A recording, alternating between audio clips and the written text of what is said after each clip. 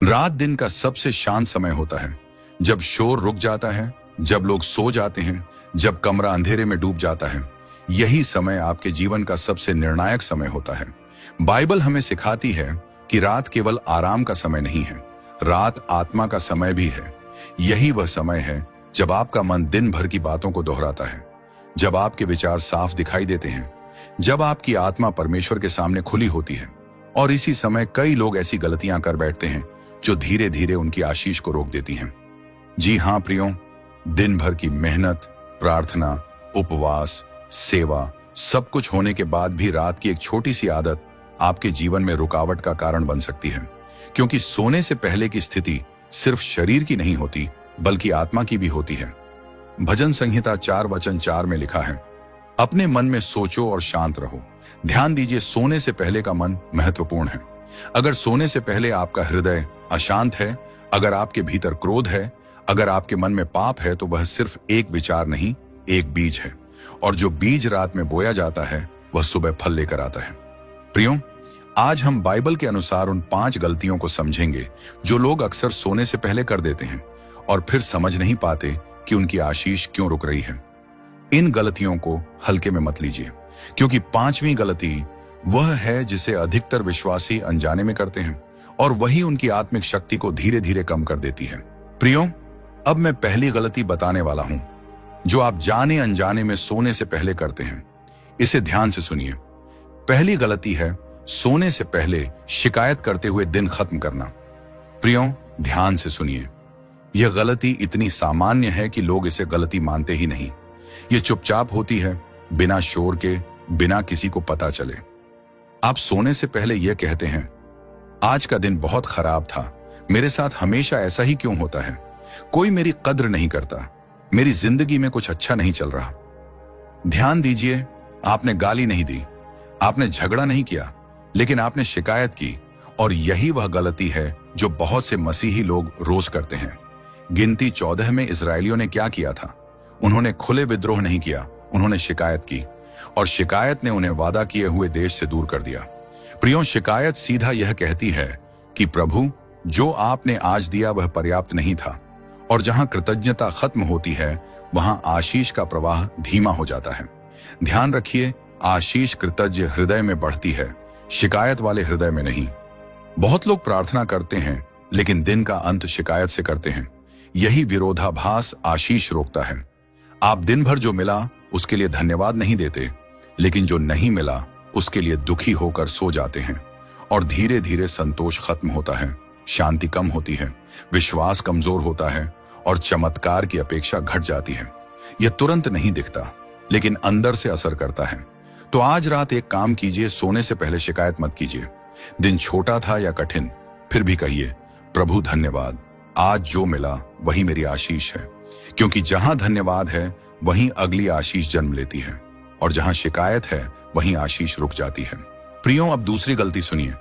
दूसरी गलती है सोने से पहले नकारात्मक शब्द बोलना और भय में सो जाना। प्रियो, दिन भर की थकान के बाद जब आप बिस्तर पर बैठते हैं और सोचते हैं या बोलते हैं, मेरा यह काम नहीं हुआ, क्या पता होगा या नहीं, मेरे घर में समस्या बढ़ती ही जा रही है, मेरे ऊपर बहुत कर्जा हो गया है, क्या इसे चुका पाऊंगा या नहीं। ध्यान दीजिए प्रियो, ये सिर्फ आपके शब्द या विचार नहीं है, ये घोषणा है। और बाइबल नीति वचन 18:21 में कहती है, जीवन और मृत्यु जीभ के वश में है। यानी आपके शब्द या तो जीवन बोते हैं या रुकावट। अब सोचिए, अगर आप दिन भर प्रार्थना करते हैं, हे प्रभु मेरे जीवन में आशीष भेजो, लेकिन रात में कहते हैं मेरे जीवन में कुछ अच्छा नहीं हो सकता, तो आप अपनी ही प्रार्थना को काट रहे हैं। रात वह समय है जब आपका अवचेतन मन सबसे ज्यादा ग्रहणशील होता है। जो आप सोने से पहले बोलते हैं वही आपके भीतर बीज की तरह बैठ जाता है, और सुबह वही आपके विचारों को दिशा देता है।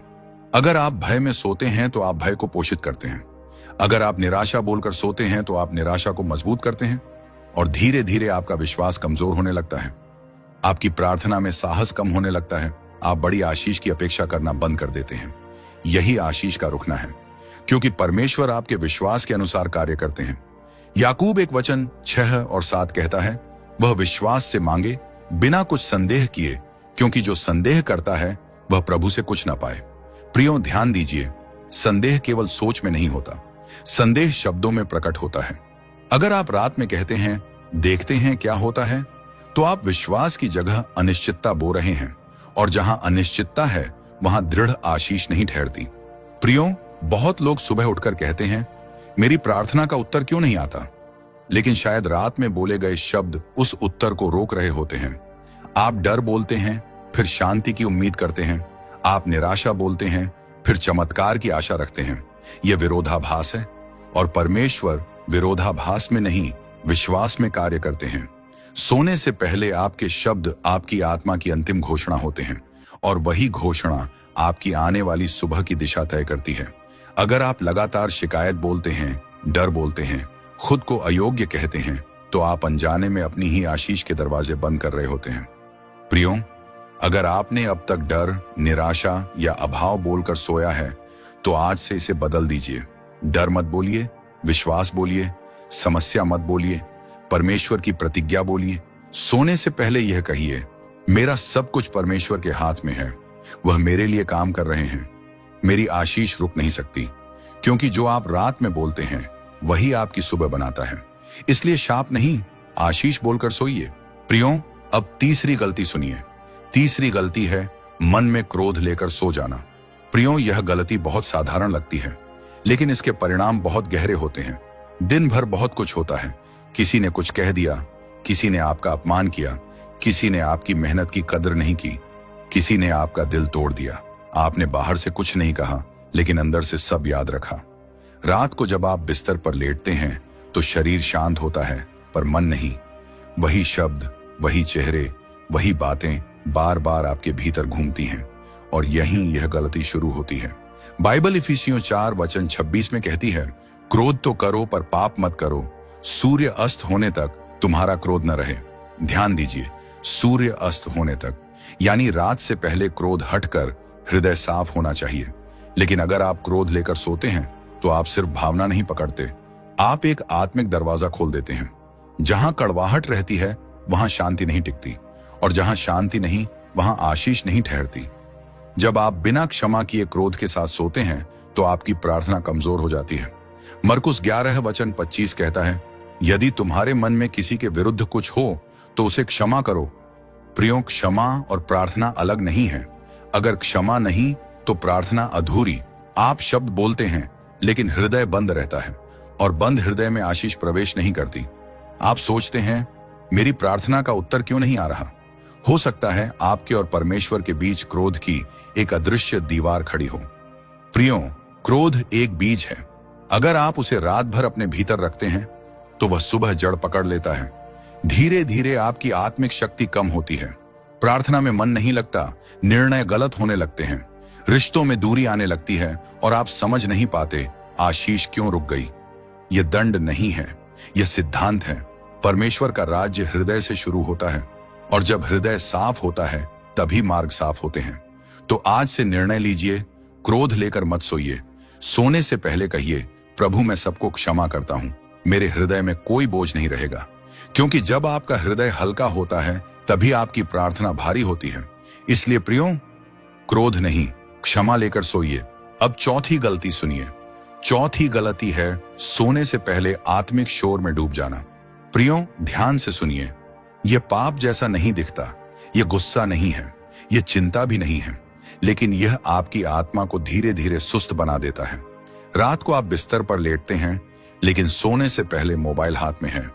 रील्स, न्यूज, मनोरंजन, दूसरों की जिंदगी, दुनिया की समस्याएं, और फिर आप उसी मानसिक हालत में सो जाते हैं। प्रियो, रात का आखिरी प्रभाव आपके भीतर गहराई से उतरता है। अगर आखिरी आवाज दुनिया की है तो आपका मन उसी दिशा में ढलता है। भजन 46:10 कहता है, शांत हो जाओ और जान लो कि मैं परमेश्वर हूं।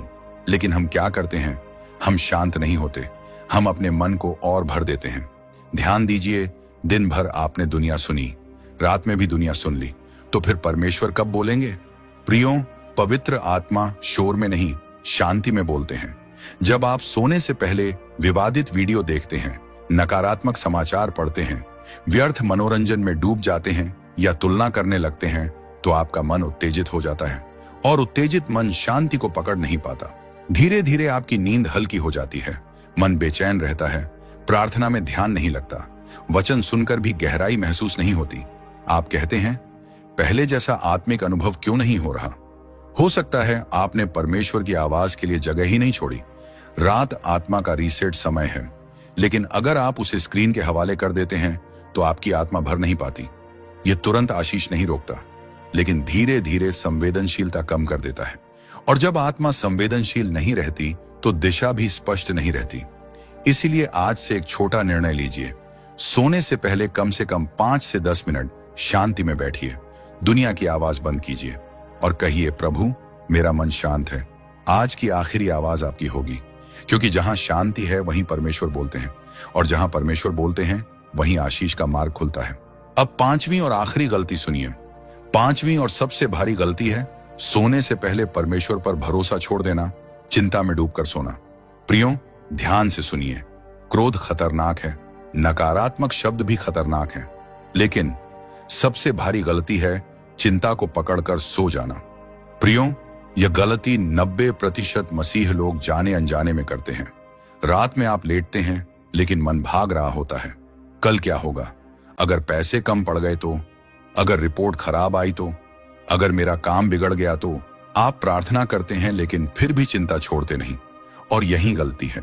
1 पतरस 5:7 कहता है, अपनी सारी चिंता उसी पर डाल दो, क्योंकि उसे तुम्हारा ध्यान है। लेकिन हम क्या करते हैं?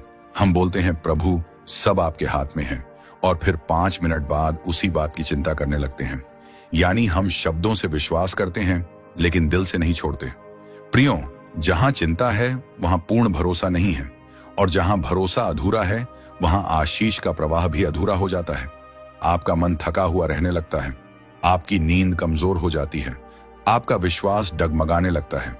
आप चमत्कार की अपेक्षा करना छोड़ देते हैं, और फिर आप कहते हैं, मेरे जीवन में पहले जैसी शांति क्यों नहीं है? प्रियो, चिंता केवल मानसिक समस्या नहीं है, यह आत्मिक बोझ है। जब आप चिंता लेकर सोते हैं तो आप परमेश्वर की जगह खुद को बैठा देते हैं, और इंसान भविष्य नहीं संभाल सकता। सोने से पहले यह मत कहिए, मुझे समझ नहीं आ रहा क्या होगा, बल्कि कहिए, मुझे नहीं पता कैसे होगा, लेकिन परमेश्वर जानते हैं। क्योंकि जब आप चिंता छोड़कर सोते हैं तब आप सच में भरोसे में सोते हैं, और जहां पूरा भरोसा है वहीं पूरी आशीष है। तो प्रियो, ये हैं वो 5 छुपी हुई गलतियां जो हर मसीह अनजाने में सोने से पहले करता है, और फिर समझ नहीं पाता कि उसकी आशीष क्यों रुक रही है। हम अक्सर बड़ी आशीष चाहते हैं, लेकिन छोटी छोटी आदतों को नजरअंदाज कर देते हैं।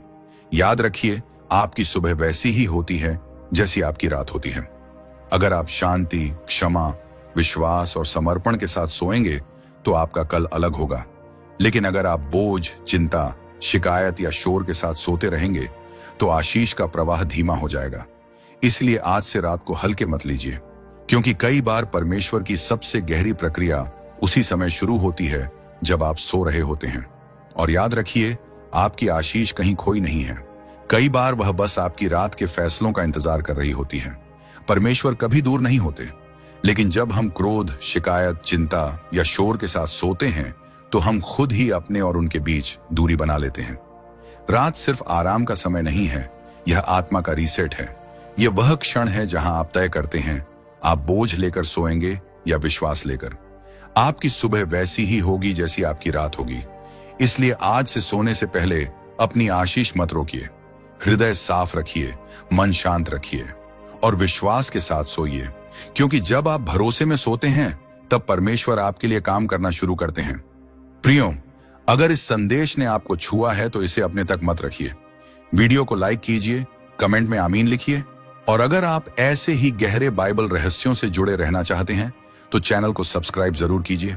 मिलते हैं अगले रहस्यमयी विषय में। तब तक शांति में सोइए, विश्वास में जिए। आमीन।